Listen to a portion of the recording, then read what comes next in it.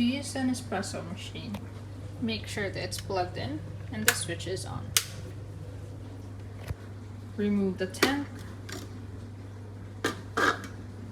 Put water inside, close, put it back. Make sure that it's properly attached to the nozzle. It's open.